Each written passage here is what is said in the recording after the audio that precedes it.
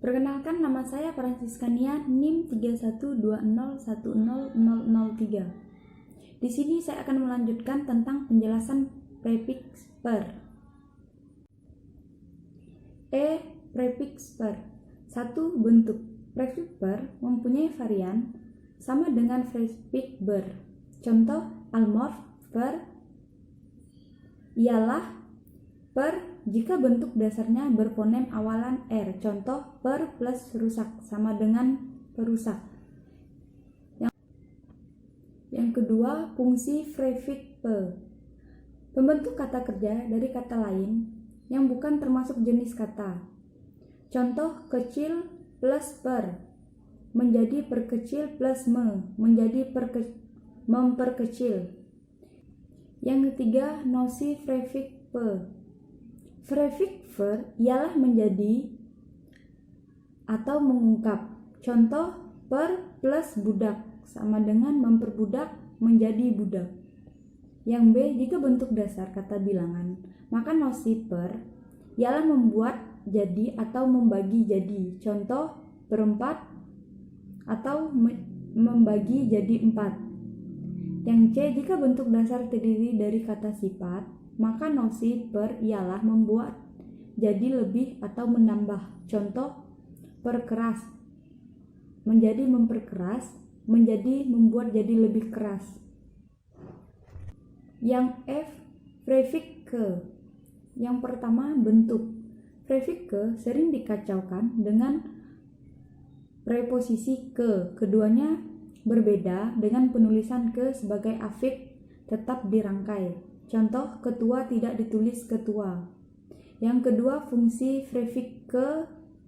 Yang pertama, prefiks ke membentuk kata benda dari kata yang bukan berasal dari kata benda, namun hanya dari beberapa kata.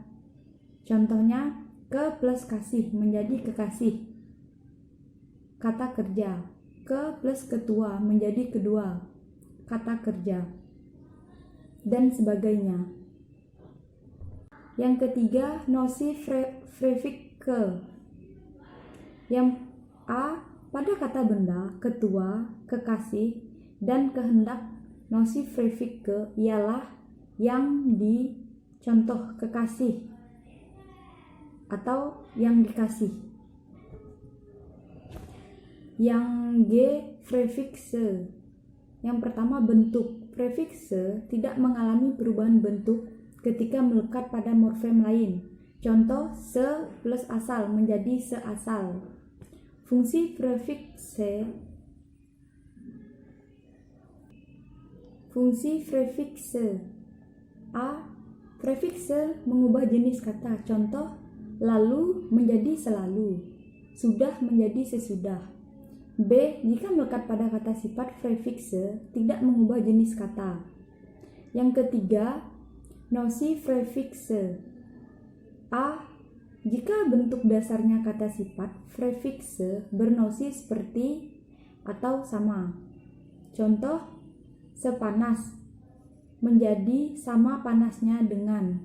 Sesunyi menjadi sesunyi seperti. Yang B, jika bentuk dasarnya kata kerja, maka nosi prefiks se ialah baru saja atau segera sesudah.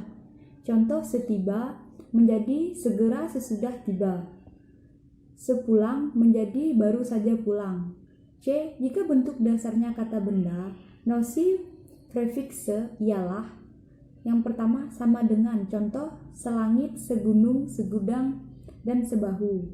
Yang kedua, satu. Contoh serumah, sekamar, seayah, dan seibu. H, prefiks ter. Yang pertama, bentuk. Prefiks ter mempunyai varian dengan almorf, te, ter, dan tel. Contoh, jika fonem awal kata dasarnya R, maka almorf ter ialah te. Yang B, jika kata dasar bersuku atau dengan akhiran fonem R, maka almorf ter ialah ter atau te, namun yang lebih sering terpakai ialah te. Yang kedua, fungsi prefiks ter. Prefiks ter yang utama ialah membentuk kata kerja fasik. Yang ketiga, nosi prefix-ter ialah menunjukkan kegiatan. Contoh, terbakar, terbawa, tertarik. Itu sama dengan ketidaksengajaan atau tidak sengaja. Yang i, sufiks i dan kan. Yang pertama, bentuk. Sebagai sufiks i dan kan diletakkan pada bagian akhir kata. Dalam pemakaian selanjutnya, bentuk yang berfungsi i atau kan ini masih dapat dibubuhi afiks lain, yakni prefiks me dan di. Contoh, lempar, lempari, melempari. Lempar, lemparkan, dilempari, melemparkan, atau dilemparkan.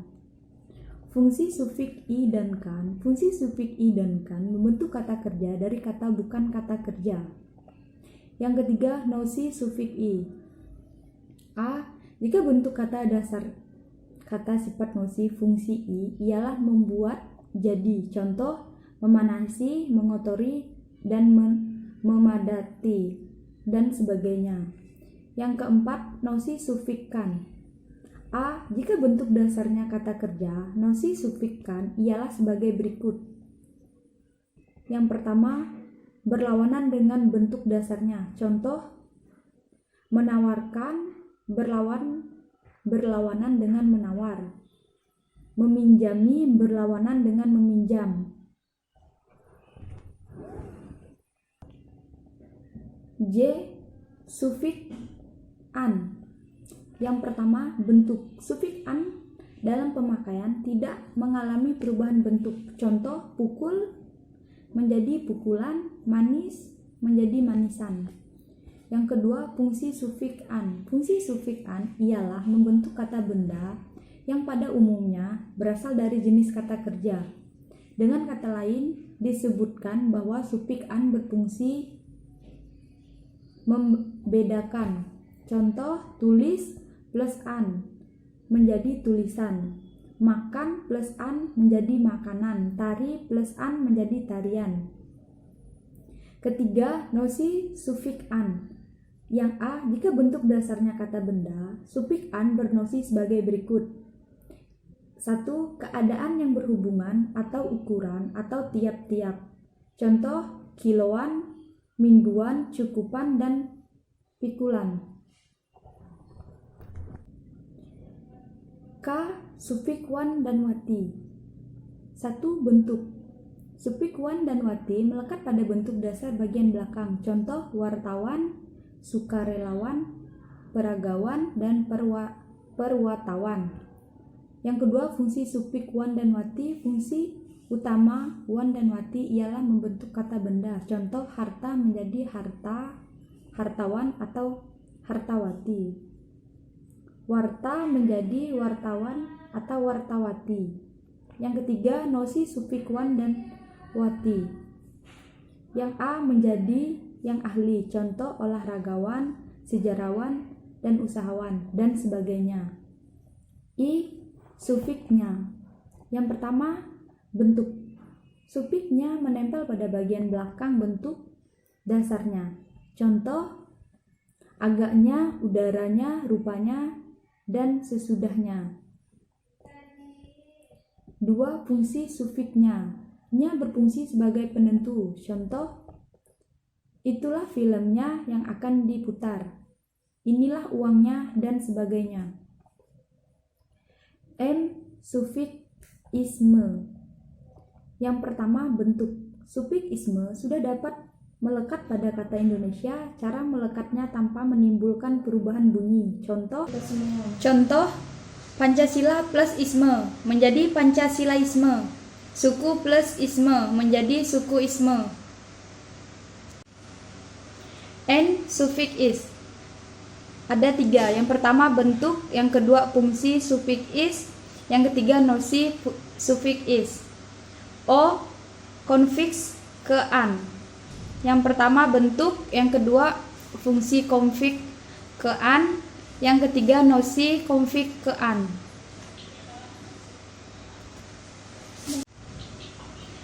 P. Konfiks atau simulfiks pe an. Yang pertama, bentuk. konflik pean yang melekat pada bentuk dasar mengalami nasal, karena itu konflik ini harus mengikuti kaidah nasalisasi. Contoh, pean plus baca jadi pembacaan, pean plus cabut menjadi pencabutan, dan sebagainya. Yang kedua, fungsi pean membentuk kata benda dari kata lain yang bukan berasal dari kata benda. Contoh, tanam menjadi penanaman, tulis menjadi penulisan, dan sebagainya. Yang ketiga, nosi konflik pean. A. Jika bentuk dasarnya kata sifat, pean bernosi hal menyebabkan jadi. Contoh, penggelapan, penguatan, pemadaman, penyambutan, dan sebagainya. Q. Konflik atau simulfik peran. Yang pertama, fungsi konflik peran ialah membentuk kata benda dari jenis kata lain yang bukan kata benda. Contoh, 1. Atau kata bilangan menjadi persatuan, budak atau kata benda menjadi perbudakan, dan sebagainya. Yang kedua, nosi konflik peran. A. Jika bentuk dasarnya kata kerja, nosi peran adalah 1. Menyatakan tempat. Contoh, perhentian, perkumpulan, perhimpunan, persidangan, dan sebagainya. R. Konflik beran. 1. Fungsi konflik beran mempunyai fungsi sebagai pembentuk kata kerja. 2. Nosi konflik beran. A. Perbuatan dengan pelaku yang banyak. Contoh, bermunculan, bersimpangan, bergulingan, berdatangan, dan sebagainya. S. Konflik per i dan perkan. Fungsi konflik per i dan perkan adalah membentuk kata kerja kausatif. T. Konflik atau simulfik senya. 1. Bentuk. Biasanya konflik senya ini melekat pada kata sifat. Contoh, senya plus layak menjadi selayaknya, senya plus baik menjadi sebaiknya, dan sebagainya. 2. Fungsi konflik senya adalah membentuk kata keterangan. Contoh, dingin menjadi sedingin-dinginnya, mudah menjadi semudah-mudahnya, dan sebagainya. 3. Nosi konflik senya. Contohnya, sampai atau hingga.